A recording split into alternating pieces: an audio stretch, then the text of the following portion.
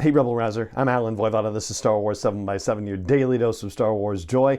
And thank you so much for joining me for it. And thank you so much to the patrons who help make this show possible through their support at patreon.com/SW7x7.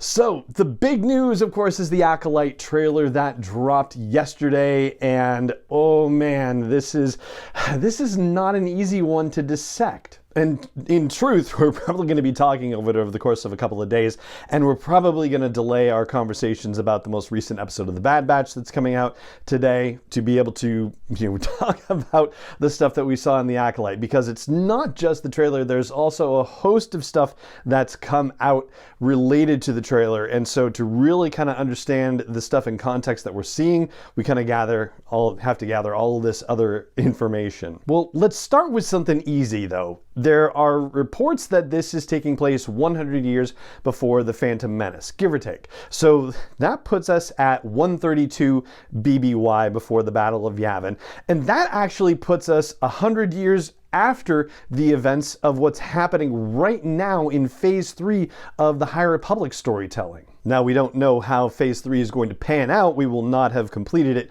until next year, so there's still a lot of questions that remain for that. But the fact that it's a 100-year difference between the Acolyte and the most current storytelling in the High Republic seems to suggest to us that we're not going to be able to draw a lot of inferences based on storytelling we're getting right now. For another thing, it looks as if, based on what we're seeing in the trailer, we might be seeing as many as 3 different periods of time within the trailer. One of the keys to this has to do with Lee Chung-chae, who is playing Jedi Master Sol. At the very beginning of the trailer, we see him talking to a bunch of Jedi younglings and asking them, after they close their eyes, what do they see? One says, life, and the other says balance, and one says, I see fire, very ominously. And there are already theories kicking around that this is a young May, aka Amanda Stenberg, in this particular scene. So we would have a very young May here.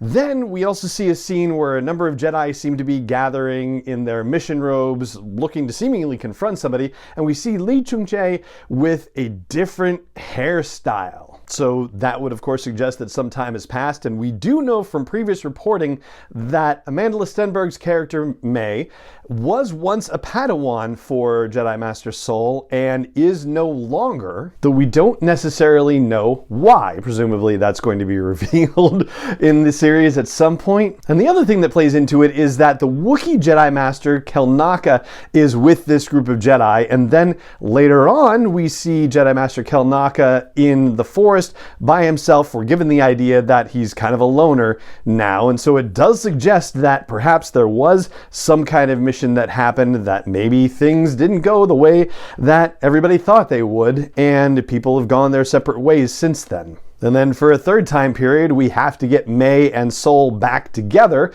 and we might be seeing that when we see that brief bit of martial arts action with May and Sol in that back alley. Now, just for the sake of conversation, let's note that Amanda Stenberg is 25 years old in real life, and the youngling that we see in that brief scene at the very beginning, let's just say 5, just for a good round number. So we're talking about potentially a 20-year jump in time, and maybe even 10 years in between. So yeah, that's the case I'm going to make for us having potentially 3 different time periods that we're seeing in the Acolyte trailer and that we then might see in the actual series.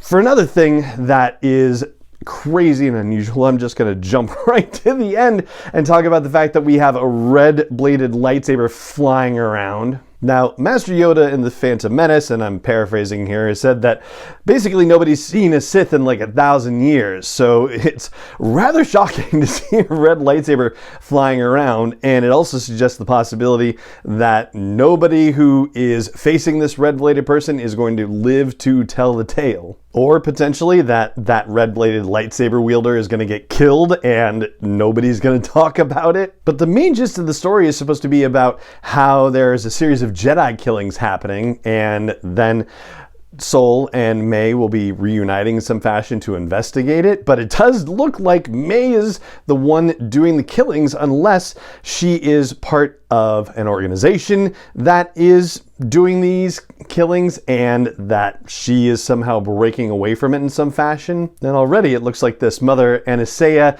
is a prime candidate for somebody behind this whole situation. She's the one who is saying that line that it's not about good or bad, it's about power and who can wield it. Paraphrasing again, power and who is allowed to use it. And there's also the fact that she's listed as being a leader of a group of witches with a capital W, which means that they are probably Force users in their own right. And with the very intricate detailing of artwork on her forehead, that does certainly call to mind the Path of the Open Hand. They're definitely not the Path of the Open Hand. That is gone, and those markings don't match up with it. But we do know that the path splintered off into a bunch of different factions, and it wouldn't be a surprise to find out that this could be one of them. So I think that's where we're going to put a bookmark in things right now. I have more to say about the trailer and also about the interviews that Leslie Headland has been giving related to the release of the trailer and the updates in the Star Wars databank around this too, but I think we're going to call it here for the time being and say, hey, that's a wrap and that's an episode. But I will note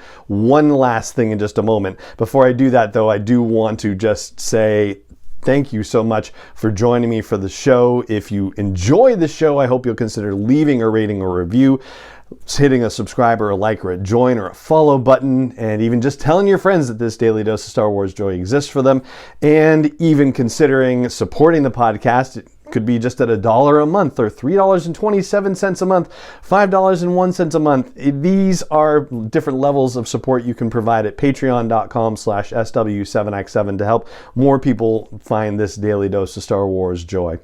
So the last thing I wanted to share with you is the fact that we've talked about Acolyte footage in the past because they showed some of it at Star Wars Celebration Europe in London last year. And I can tell you the first pretty much 45 seconds of the trailer that has just been released is footage that we saw in Europe. The younglings responding in the life and balance and icy fire, that part wasn't in Europe, but a lot of it was. The fighting with Carrie-Anne Moss and Amanda Stenberg was. And there are a few other scenes they showed in Europe that were missing, but I think nothing particularly crucial per se. We got a lot more action-packed and eventful stuff in this trailer. So we'll be talking about that again tomorrow. So it just remains for me to say thank you so much for joining me for the episode as always, and may the Force be with you wherever in the world you may be.